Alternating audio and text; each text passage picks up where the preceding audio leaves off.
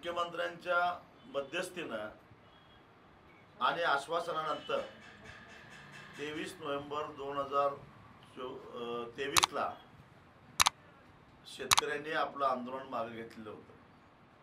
त्यावेळी मुख्यमंत्र्यांनी आश्वासन दिलेलं होतं की गेल्या वर्षी तुटलेल्या ऊसाला किमान 100 रुपये आणि ज्यांनी 3000 रुपयापेक्षा जास्त पैसे दिले त्यांनी 50 रुपये द्यायचं, अशा प्रकारची प्रतिज्ञापत्र सर्व साखर कारखान्यांनी जिल्हाधिकाऱ्यांना लिहून दिलेली होती।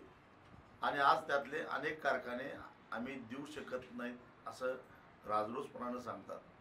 एक प्रकारे महाराष्ट्राच्या मुख्यमंत्र्यांनी दिलेल्या आश्वासनाचा हा उपमर्द आहे। म्हणून येत्या 2 दिवसामध्ये मुख्यमंत्र्यांनी या कारखानदारांचे कान धरून त्यांना ठरलेले पैसे देण्यास भाग पाडावं, अन्यथा 16 तारखेला मुख्यमंत्र्यांचा कोल्हापूर जिल्ह्यात दौरा आहे।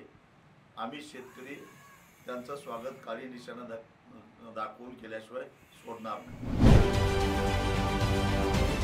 राजकारणातील प्रत्येक अचूक बातमीचे सर्वात आधी अपडेट्स मिळवण्यासाठी सरकारनामाच्या सर्व सोशल मीडिया प्लॅटफॉर्मला लाईक, फॉलो आणि सबस्क्राईब करा। तसंच सर्व नोटिफिकेशनसाठी बेल आयकॉन प्रेस करायला विसरू नका।